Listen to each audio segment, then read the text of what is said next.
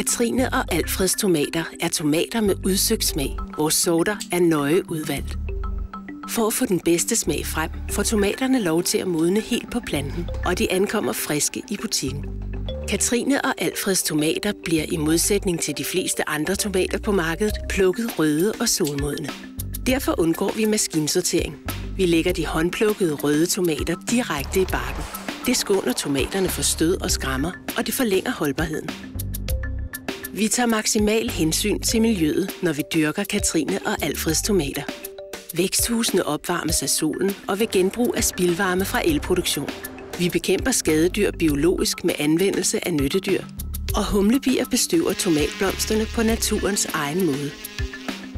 Katrine og Alfreds søn, Mads, er 4. generation af gartnere i familien. Og ligesom sine forældre lader han den gode smag gå forud for udbyttet, når han afprøver og vælger nye tomatsorter.